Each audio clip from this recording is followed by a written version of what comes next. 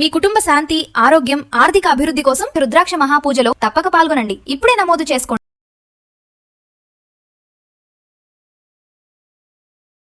గురువుగారు నమస్కారం. నమస్కారం. గురువుగారు, లక్ష రుద్రాక్ష పూజ అనే మహాసంకల్పాన్ని మీరు చేశారు. అది ప్రారంభం కానుంది. అసలు ఇది ఇంతకు మునుపు ఎవరైనా ఎప్పుడైనా చేశారా? చేస్తే ఎప్పుడు, ఎవరు?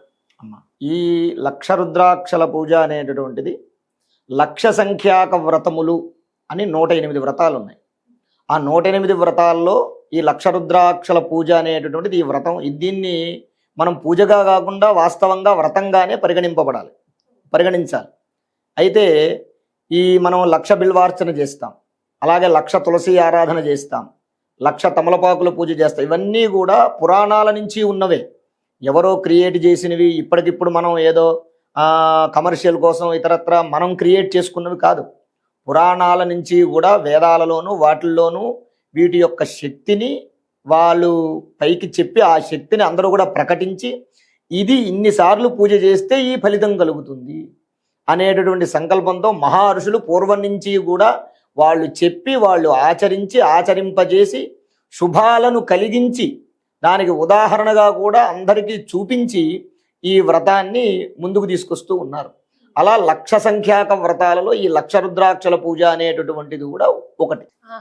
ఇప్పుడు లక్ష రుద్రాక్షల్ని ఒక దగ్గర చేర్చి పూజ కార్యక్రమం నిర్వహిస్తాం. అవునమ్మా. అది నిర్వహించినప్పుడు ఇప్పుడు నేనున్నాను, నాకు చాలా ఇంట్రెస్ట్ ఉంది, రావాలని ఉంది, కానీ అవైలబిలిటీ ఉన్న వాళ్ళు ఆఫ్లైన్ వస్తారు. నాలాగా రాలేని వాళ్ళము నేను ఇక్కడే ఉండి ఆ పూజలో పాల్గొనే అవకాశం ఏమైనా ఉందా? ఉంటుందమ్మా. దీనికి ఏంటంటే ఆన్లైన్లో చిద్.com ద్వారా కానివ్వండి, సుమన్ టీవీ వారి ద్వారా కానివ్వండి, కింద నెంబర్లు వస్తూ ఉంటాయి స్క్రోల్లో. వారికి ఆ నెంబర్లలో రిజిస్ట్రేషన్ చేసుకోవచ్చు, పేరు గోత్రాలు చెప్పి రిజిస్ట్రేషన్ చేసుకోవచ్చు. అందరికీ కూడా ఈ కార్యక్రమాల్లో పాల్గొనేటటువంటి అవకాశం లభిస్తాయి. అయ్యో మేము వెళ్ళలేకపోతున్నామే, మేము చేయలేకపోతున్నామే అనేటటువంటిది కాదు. కర్త కారయిత చైవ ప్రేరకశ్చానుమోదక సుకృతం దుష్కృతం చైవ చత్వార సమభాగిన.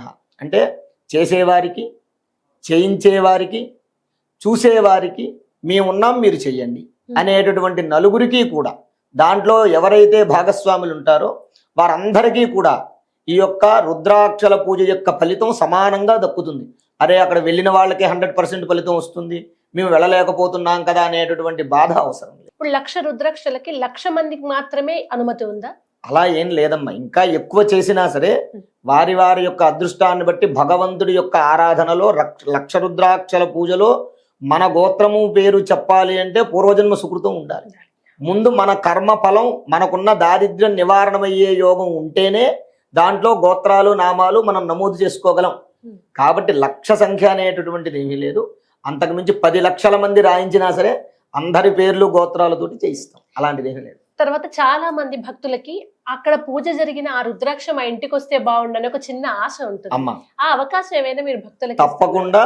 మా సంకల్పం కూడా అదే అమ్మ. ఏవైతే లక్ష రుద్రాక్షలు మనం స్వామివారికి మీద వేసి అభిషేకము అర్చన చేస్తామో, చేసినప్పుడు ఏమవుతుందయ్యా అంటే, ఇప్పుడు మనం చేసేటటువంటి దేవాలయం ఉమావాసుకి రవి సోమేశ్వర స్వామి వారి దేవాలయం ఆంధ్రాలో తణుకు తాలూకాలో జుత్తిగా అనేటటువంటి క్షేత్రంలో ఉంటుంది. ఆ శివలింగానికి రుణ రోగ శత్రునాశక మృత్యుంజయ లింగం అని పేరు.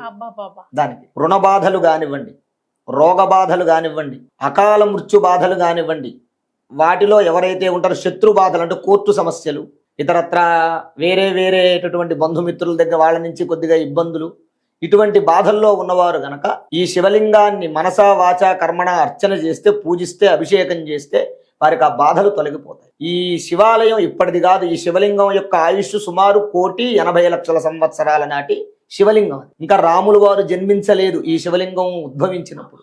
రావణాసురుడి యొక్క బాధలు తట్టుకోలేక వాసుకి అనేటటువంటి సర్పరాజు, సూర్యుడు, చంద్రుడు ఈ ముగ్గురు తపస్సు చేస్తే స్వామివారు సాక్షాత్కరించారు. మీ కోరిక ఏంటని అడిగితే అప్పుడు వారు, అయ్యా శత్రుబాధతో ఉన్నాం, వాళ్ళు మమ్మల్ని బాగా హింసించారు, రోగబాధలతో ఉన్నాం, మాకున్న ఈ బాధల్ని నివారణ చేయమని కోరితే వారికి ఉన్న బాధలను, రోగ బాధలను తొలగించి అప్పుడు వారికి ఉన్నటువంటి శత్రుబాధ ద్వారా ఇలా చెప్పాట, నాయన విష్ణుమూర్తి రాముల వారుగా జన్మిస్తాడు, జన్మించి రావణాసుర సంహారం చేస్తాడని చెప్పి ఈశ్వరుడు వీళ్ళ ముగ్గురికి కూడా వరాన్ని ఇచ్చాడు. తత్కారణంగా వారికి ఉన్నటువంటి శత్రుబాధ రావణ సంహారంతో తొలగిపోయింది వీళ్ళు ఆరాధన చేయడం వల్ల. కాబట్టి దీనికి శత్రునాశక లింగం అని కూడా పేరు అన్నమాట. అందువల్ల అటువంటి రుణరోగ శత్రునాశక మృత్యుంజయ లింగం ఏదైతే ఉందో ఆ లింగం మీద వేసినటువంటి ఈ రుద్రాక్షలు అతి శక్తివంతమైనవి అవుతాయి. తగిలిన తరువాత ఆ శక్తికి దానికి ఒక ఎనర్జీ, పాజిటివ్ ఎనర్జీ వస్తుంది. ఆ రుద్రాక్షని ఎవరైతే ఈ పూజలో పాల్గొంటారో రిజిస్టర్ చేసుకుని వారందరికీ పంపడం జరుగుతుంది.